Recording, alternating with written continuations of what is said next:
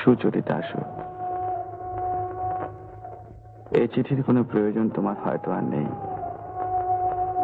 হয়তো তোমার সঙ্গে আর কোনোদিন দেখা হবে না। তাই সেই রাত্রে দুর্ব্যবহারের জন্য আজ তোমার কাছে ক্ষমা চেয়ে নিচ্ছি। আজ তোমাকে একজন খুব সাধারণ লোকের গল্প বলবো। নামটা নাইবা বললাম। লোকটির পেশা ছিল সাহিত্যের অধ্যাপনা। বিত্তহীন, অবিবাহিত। তার নিঃসঙ্গ জীবনের মধ্যে সে বেশ সহজ হয়ে কাটিয়ে দিচ্ছিল। হঠাৎ সেই জীবনের মোড় ঘুরিয়ে দিল তারই এক ছাত্রী নন্দিতা।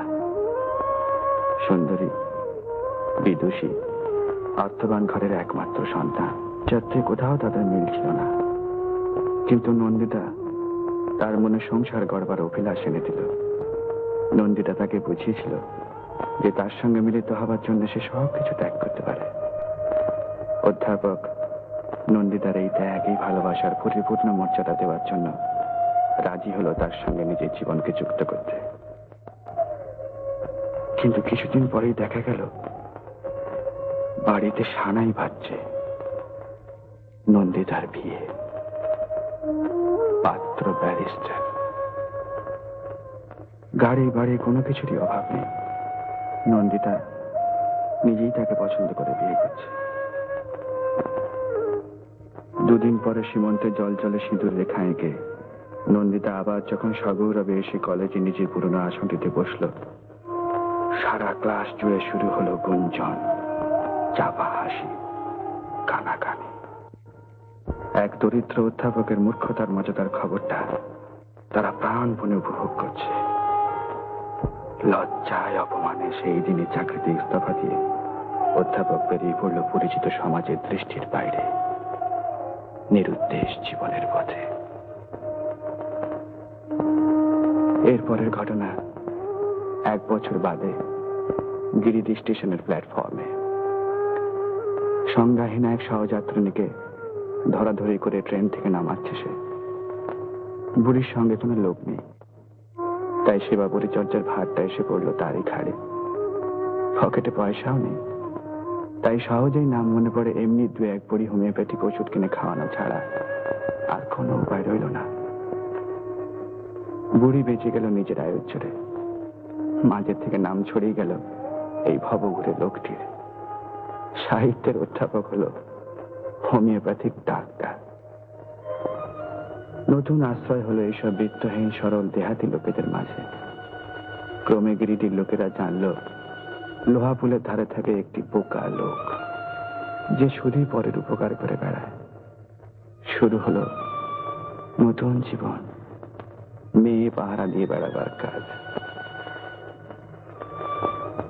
এমনি একদিনে তোমার সঙ্গে তার পরিচয়। কিন্তু এখানে সমস্যা আরো কঠিন। অধ্যাপক আবার ভুল করল তোমাকে ভালোবেসে। তাই এখান থেকে আঘাত এলে সে আঘাত অসহ্য।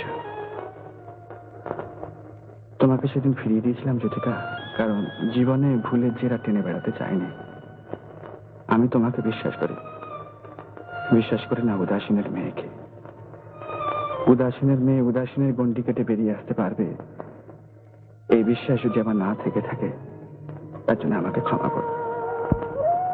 আর তোমার বাবাকে জানিয়ে দিও হিমু দত্তের মতো একটা নগণ্য লোকে গিরিডি থেকে তাড়াবার জন্য 5,000 টাকার ঘুষ দিতে হয় না।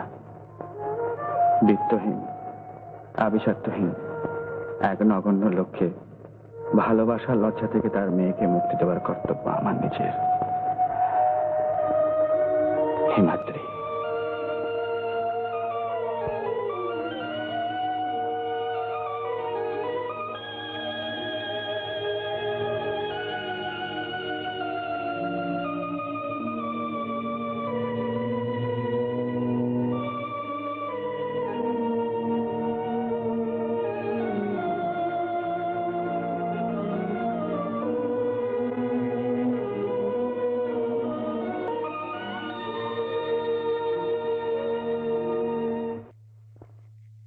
লরেন? হ্যাঁ আমি। তোমার সঙ্গে কতগুলো কথা আছে। কিন্তু আমার তো এখন কোনো কথা শুনবার সময় হবে না। কিন্তু কথাগুলো এখনই যে না শুনলেই চলবে না জ্যোতিকা। তার মানে? তার মানে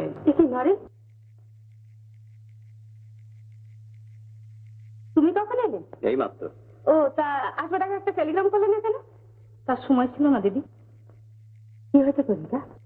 কিছু গন্ডগোল? না না না, গন্ডগোলের কিছু নেই। বিয়ের আসরে টোপর মাথায় আমি ঠিকই হাজির হব, তবে তার আগে একটা কথা আমার জানা দরকার। হেমু কে, আর তার সঙ্গে জ্যোতিকা কি সম্পর্ক? সম্পর্ক কিচ্ছু নেই, কিচ্ছু না। এটা হিমু মানে এটা চাকর গোছের লোক, আর তার সাথে জ্যোতিকার কি সম্পর্ক থাকতে পারে? সম্পর্ক থাকতে পারে বই কি। আমি নিজে চোখেও কিছু কিছু দেখেছি কিনা, যা দেখেছি তা বলতে লজ্জায় আমার মাথাটা হিট হয়ে যাচ্ছে। তোমার কাছ থেকে আরেকটু রুচি কেন আশা করেছিলাম। নরেন, চাকর পায়ে জুতোর চুপ কিনা তার সঙ্গে নির্লজ্জ বেহায়ের মতো। নরেন, আমার ভাবি স্ত্রীর আচরণ সম্পর্কে কথা বলার অধিকার আমার নিশ্চয়ই আছে। নরেন, তুমি চলে যাও, তুমি চলে যাও, তুমি এখন এখান থেকে চলে যাও। জ্যোতি, কি বলছিস তুই? আমি ঠিকই বলছি, তাতে যদি এ বিয়ে না হয় হবে না। জ্যোতি, শোন, জ্যোতি, জ্যোতি, শোন, শোন, জ্যোতি, জ্যোতি, দাঁড়াও, কোথায় যাচ্ছ? ইমাজির কাছে। কি বললে? ইমাজির কাছে যেতে পারো, কিন্তু এই তোমার শেষ যাওয়া, মনে রেখো। উদাসীনের মর্যাদা নষ্ট করবার অধিকার কারো নেই।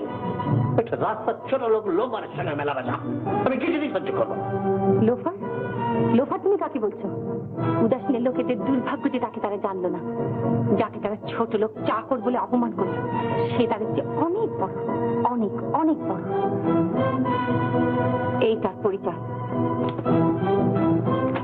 জ্যোতি, জ্যোতি, জ্যোতি, জ্যোতি, তুই যেতে পাবি না। জ্যোতি, আমাকে তুমি বাধা দিও না মা।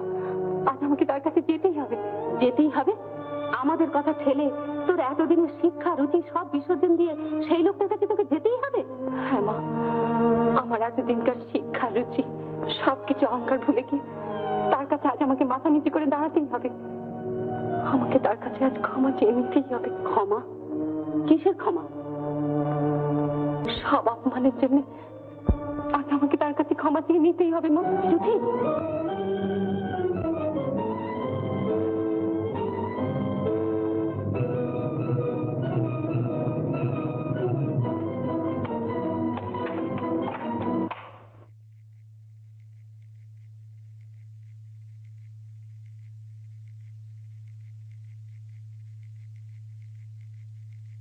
হিমু কোথায়?